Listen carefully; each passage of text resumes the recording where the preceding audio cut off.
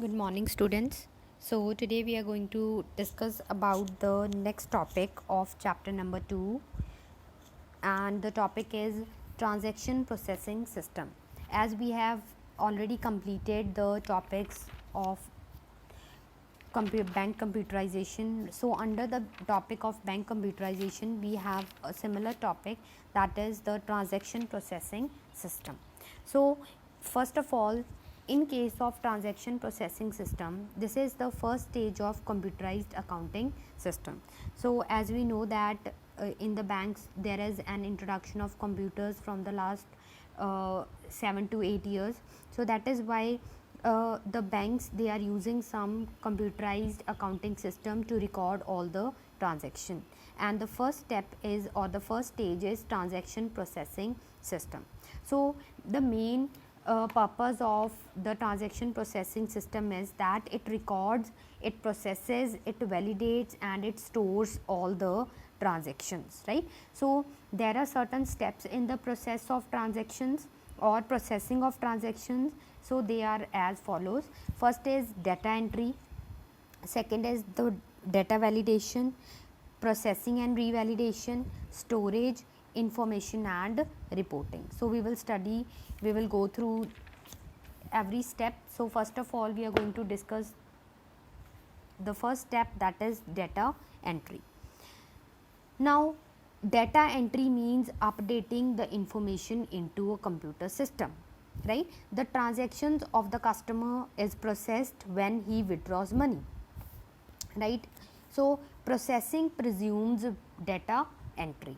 So for example, if a customer withdraws money from the ATM, at that time the transaction is only processed if the customer has filled correct details, right? So data entry is made at that time. We update the information regarding the deposits or regarding the withdrawal of the money, right? Next is data validation. Now data validation means checking the accuracy of data before processing. Now we know that when we withdraw money from the ATM, that time whenever we put into or enter the details of our ATM pin, that time it takes some time to process the data. So that is called data validation. So the data filled by the customer for withdrawing money from ATM is verified with the details that are provided by the customer in the bank, right? So where actual input data is compared with some standard data, whatever data is or whatever information is provided by the customer in the bank, that information is compared with what actually the data is input by the customer. That is meant to detect errors. Now error correction is there. Error correction procedure makes suggestions for entering correct data input. For example, when we are allowed 3 attempts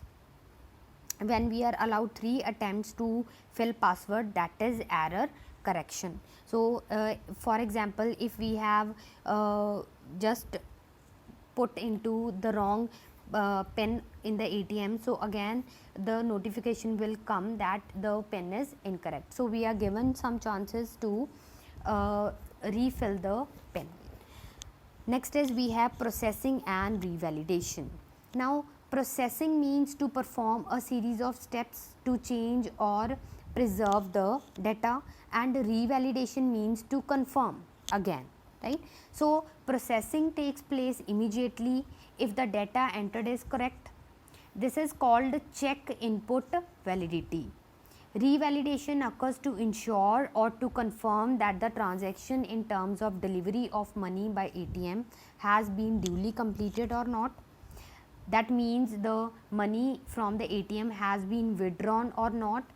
For it is a possibility that sometimes the money is not withdrawn, but the money from our bank account is deducted, right? So in order to confirm that, revalidation takes place. That means to check whether the processed transaction has been completed or not. This is called check output validity. So revalidation can be defined into check input validity and check output validity. So whenever we input the data, the data entered is correct, that is called check input validity, and when the transaction is processed and when we confirm that the transaction is correct and the transaction is completed, that is check output validity. Next is we have the storage. Storage means retention of data for future use. Now after the processing, when the transaction is completed, the output result is financial transaction. That means either the entry will be debit side or the entry will be on the credit side. So financial transactions are stored in the database, that means with the help of the computerized accounting softwares. Next is we have information. Now representation of data or whatever is conveyed by a sequence of things, that is information. The stored data is processed to produce desired information. For example, if a customer asks for the bank statement, then that statement is information which is stored in the database, and that is provided to the customer when demanded by the customer. Next is we have the next step, that is last one, that is reporting. Reporting is give a written or spoken account of something. According to the usefulness of the information, a report can be prepared. For example, all the information regarding loans and advances is useful. Why? Because just to know the total amount of loans and advances by a bank, that can be reported to top level managers for further decision making. Or if we can say simple example, reporting means if I want to know the balance of my bank account, so I will go to the bank, I'll ask that I want to know the balance in my bank account. So that is what reporting. And how it is possible? Reporting is possible, it is only possible through the storing of the data. Now we have the topic, that is advantages of computerized accounting. Why do we use computerized accounting, or why do we need computerized accounting? First of all, number of transactions. It is capable of handling large number of transactions with speed and accuracy. Second is it offers quick and quality reporting, right, regarding the transactions, offering quick and quality reporting. Next is reduction in paperwork. Books of accounts are replaced with the accounting softwares, or all the manual work is, all the paperwork is replaced with the computerized work, right?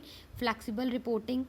Flexible reporting means whenever and whatever information we need, we can get that information.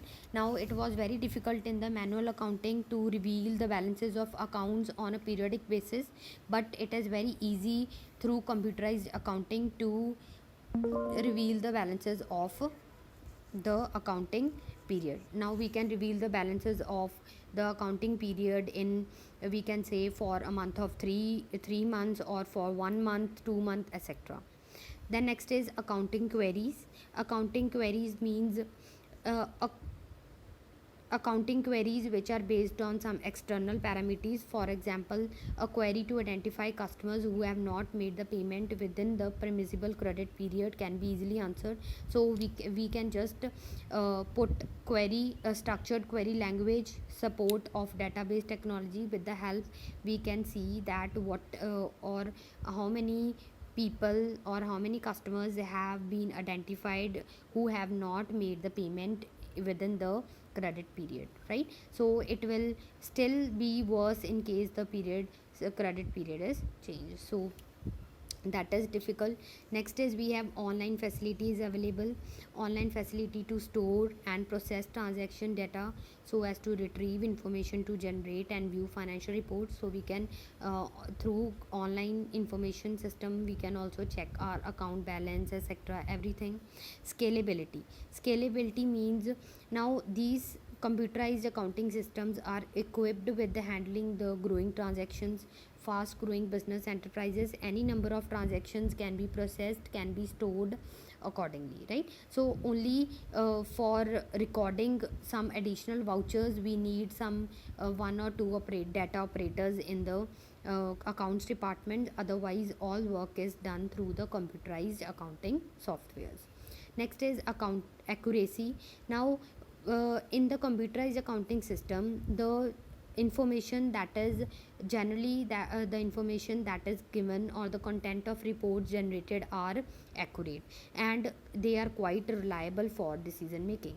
But in case of the manual accounting reports, it is a possibility that the information might be incorrect or it might not serve the purpose of the management. Next is security. It is very difficult to secure such information in manual accounting systems because anyone can access to the registers or like books of accounts. But in case of computerized accounting system, only authorized users are permitted to have access to the accounting data, right? So that is why it is more secure than the manual accounting system. Now we have the basic requirements of computerized accounting system.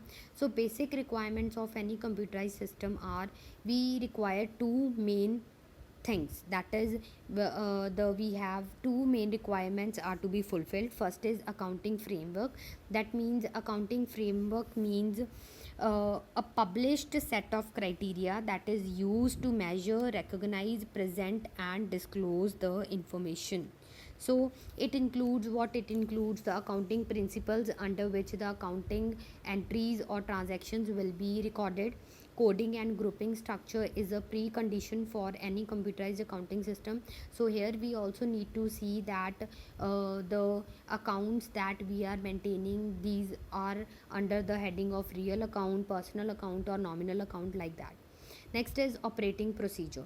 So these softwares, these are designed according to the usability, according to the suitability of the business environment. That means in an organization, whatever is the use, whatever is the need, according to the need of the organization, these softwares are to be enabled or these softwares are to be purchased, right? So this was all for the day. So revise this, as the language is typical, but still try to understand according to whatever is explained, right? So thank you. Stay safe, stay home and stay indoors.